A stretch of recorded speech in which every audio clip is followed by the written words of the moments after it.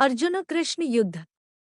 एक बार महर्षि गालव जब प्रातः सूर्यार्घ्य प्रदान कर रहे थे, उनकी अंजलि में आकाश मार्ग में जाते हुए चित्रसेन गंधर्व की थूकी हुई पीक गिर गई। मुनि को इससे बड़ा क्रोध आया। वे उन्हें शाप देना ही चाहते थे कि उन्हें अपने तपोनाश का ध्यान आ गया और वे रुक गए। उन्होंने जाकर भगवान श्री कृष्ण से फरियाद की। श्याम सुंदर झट प्रतिज्ञा कर ली 24 घंटे के भीतर चित्रसेन का वध कर देने की।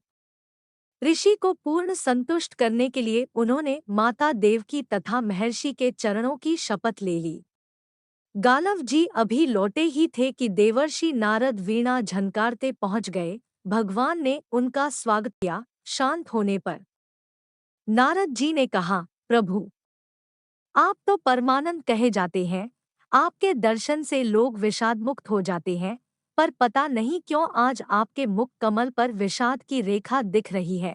इस पर श्याम सुंदर ने गालव जी के सारे प्रसंग को सुनाकर अपनी प्रतिज्ञा सुनाई। अब नारद जी को कैसा चैन आनंद आ गया। झटपट चले और पहुंचे चित्रसेन के पास। चित्रसेन भी उनके चरणों में गिर अपनी कुंडली आदि लाकर ग्रह दशा पूछने लगे। नारद जी ने कहा, अरे तुम अब यह सब क्या पूछ रहे हो?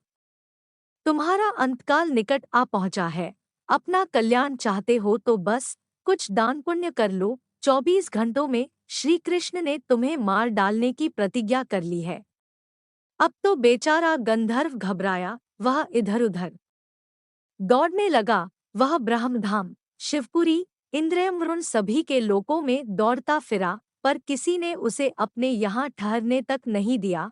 श्री कृष्ण से शत्रुता कौन ले? अब बेचारा गंधर्वराज अपनी रोती पीटती स्त्रियों के साथ नारद जी की ही शरण में आया। नारद जी दयालु तो ठहरे ही, बोले, अच्छा यमुना तट पर चलो। वहां जाकर एक स्थान को दिखाकर कहा, आज आधी रात को यहाँ एक स्त्री आएगी। उस समय तुम ऊंचे स्वर में विलाप करते रहना, वह स्त्री तुम्हें बचा लेगी।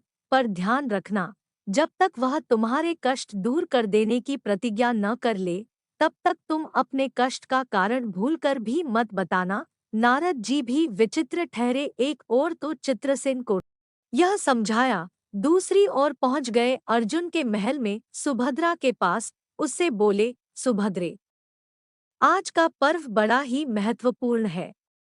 आज आधी रात को यमुना स्नान करने तथा दीन की रक्षा करने से अक्षय पुण्य की प्राप्त होगी। आधी रात को सुभद्रा अपनी एक दो सहेलियों के साथ यमुना स्नान को पहुंची। वहां उन्हें रोने की आवाज सुनाई पड़ी। नारद जी ने दीनोद्धार का माहात्म्य बतला ही रखा था। सुभद्रा ने सोचा, चलो अक्षय पुण्य लूट ही लूं। वे तुरंत उधर गई तो चित्रसेन रोता मिला।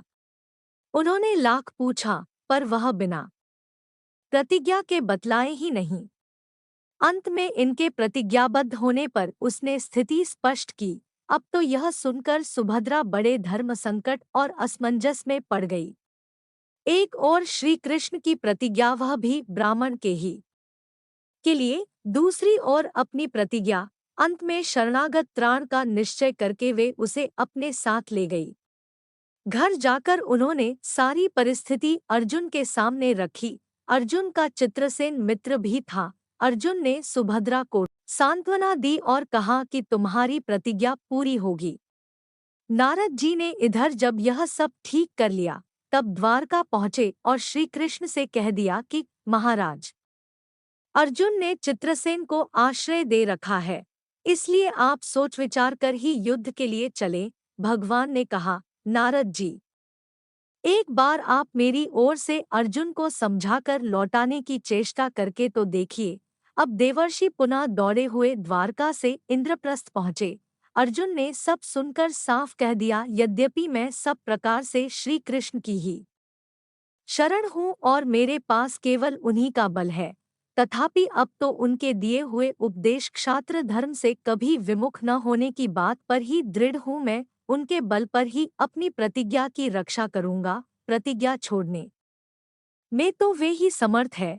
दौड़कर देवर्षि अब द्वारका आए और ज्यों का त्यों अर्जुन का वृत्तांत कह सुनाया। अब क्या हो युद्ध की तैयारी हुई। सभी यादव और पांडव रणक्षेत्र में पूरी सेना के साथ उपस्थित हुए। तुमुल युद्ध छिड़ गया, बड़ी घमासान लड़ाई हुई, पर कोई जीत नहीं सका। अंत में श्री कृष्ण ने सुदर्शन चक्र छोड़ा, अर्जुन ने पाशुपतास्त्र छोड़ दिया। प्रलय के लक्षण देखकर अर्जुन ने भगवान शंकर को स्मरण किया।